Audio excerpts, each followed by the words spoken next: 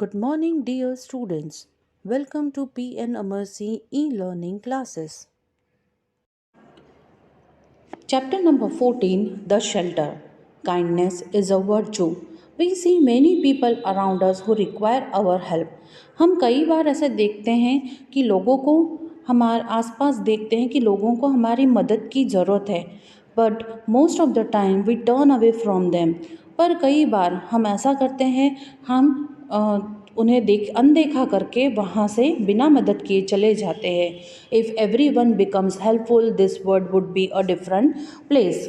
Mr. K. Birla was a great business icon. Once he was in Mumbai for business meeting.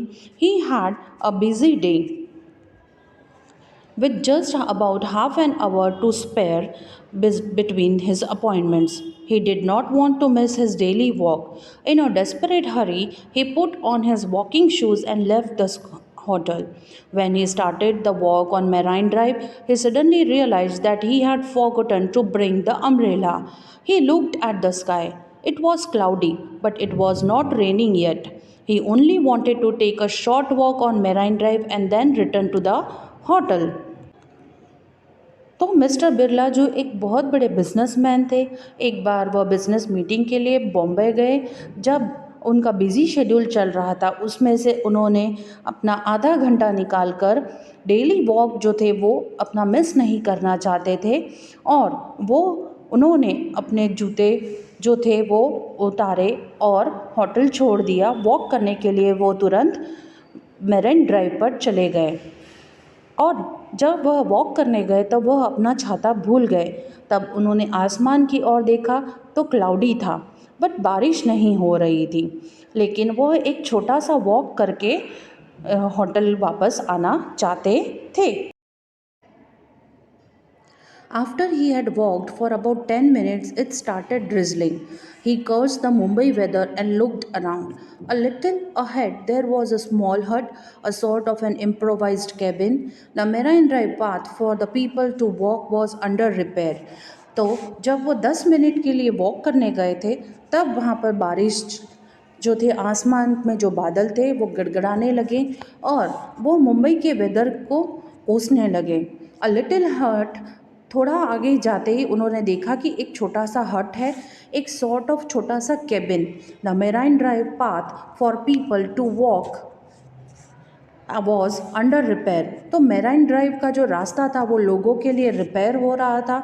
He guessed that this cabin was probably a tool room for the repairman. He rushed towards that cabin. By that time the rain had intensified and he was getting drenched. तो जैसे ही उन्होंने उस cabin को देखा तो उन्होंने सोचा कि ये एक छोटा सा कमरा है रिपेयरमैन के लिए, जो कि मेराइन ड्राइव का रास्ता ठीक कर रहे थे. तुरंत ही वो कैबिन के तरफ गए. तब उसी समय बारिश जो थी वो ज़ोर से शुरू होने लग गई. He ran faster taking care not to trip as the path was slippery. When he reached the cabin, he discovered that indeed was a tiny small room for storing small instruments of the repair workers. जब वो cabin में पहुंचे तब उन्होंने देखा कि ये तो एक बहुत छोटा सा कमरा है जिसमें रिपेयर वर्कर्स जो थे, जो रास्ते का काम कर रहे थे, उनके सामान रखने के लिए है. The shed was completely full. There were instruments lying here and there. Also in the cabin there were about half a dozen people who had already taken shelter from the rain. तो उन्होंने उस cabin में देखा कि आधा dozen से भी ज़्यादा लोग जो है वहाँ पर रुके हुए हैं बारिश के वजह से. He thought that he had no chance of getting an entry. तब उन्होंने सोचा कि उन्हें उसमें जगह खड़े रहने के लिए नहीं मिलेगी. But all the same, he asked hopefully, "Can I also come in?" The people in the shed replied with one voice, "The cabin is full. There is no room at all for another person. Try elsewhere." तब उन्होंने लोगों से पूछा, क्या मैं भी यहाँ पर रुक सकता हूँ इस शेड के अंदर. तब सारे लोगों ने एक साथ कहा कि कमरा जो है वो भरा हुआ है, आप कहीं और जाकर रुकिए. It reminded him of his days in the 1950s when he used to travel by train. तब मिस्टर बिरला को अपने 1950 के दिन याद आ गए जब वो ट्रेन से सफ़र किया करते थे. Though he always had his seat reserved in advance to travel his comfort, but whenever he got down on the platform he would see the rush for the third class compartments. जब भी वो travel किया करते थे तो अपनी seat जो है वो पहले से ही रिजर्वेशन करवा के रखते थे. A large number of people would try to enter each of these compartments. Those inside would all unite and try to prevent the former from getting in. One or two musclemen could force their way in. As soon as they were inside, they would also join those inside and resist the outsiders, forgetting that a few minutes earlier they themselves were a part of that crowd. The same thing happened to him when he tried to enter the cabin, except that he did not use force, nor was he in a position to do so. Those inside were mostly people from the middle class. तो mister Birla ने देखा था कि काफ़ी लोग जो थे वो उस कंपार्टमेंट में घुस जाते थे बिना किसी इसके, और काफ़ी ऐसे लोग होते थे जो फोर्स करके धक्का मार के घुसते थे और अंदर जुड़ घुस कर जुड़ जाते थे. काफ़ी टाइम तो वो भूल भी जाते थे कि वो उस भीड़ का हिस्सा है. यही चीज़ उनके साथ उस कैबिन में हुई जब वो घुसने की उन्होंने कोशिश की, लेकिन वो घुस तो नहीं पाए, ज़बरदस्ती उन्होंने नहीं की. दोज इनसाइड वेयर पीपल, जो कैबिन के अंदर लोग थे वो एक साधारण लोग थे. Then suddenly he heard a voice, let uncle come in. He appears to be a retired person. Senior persons should always be given priority. But there were some who did not agree. तब पीछे से किसी ने आवाज़ दिया कि late uncle कम इन, और retired person है वो, तो सीनियर पर्सन्स जो होते हैं, सीनियर सिटीजन्स जो होते हैं, उन्हें पहले बैठने की या खड़े रहने की जगह देनी चाहिए.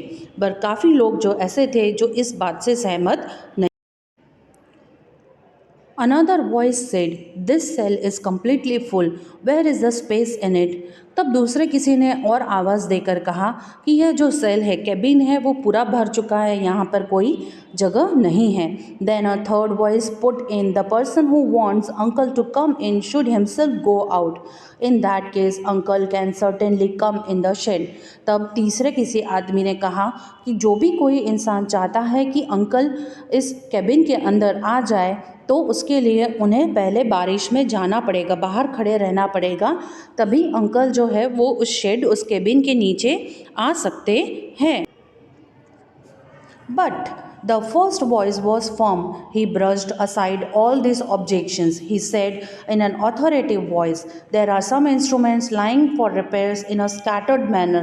Put them one above the other so that some space can be created."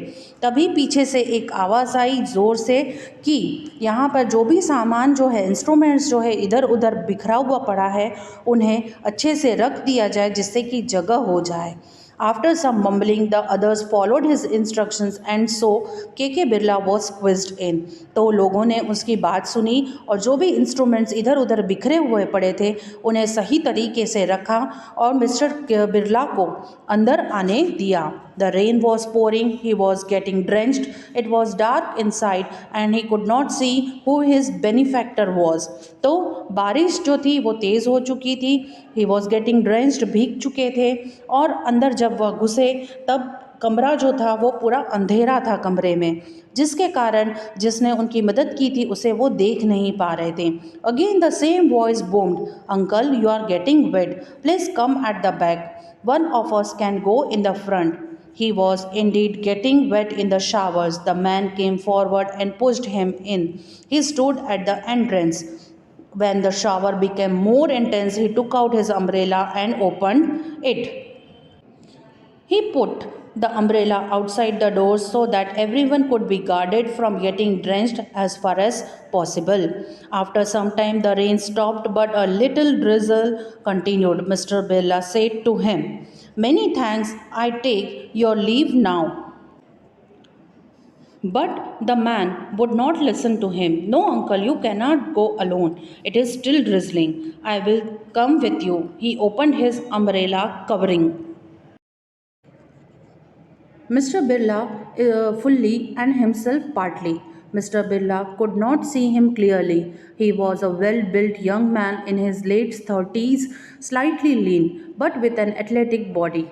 They walked back to the hotel as fast as they could. It took about 10 minutes to reach the hotel.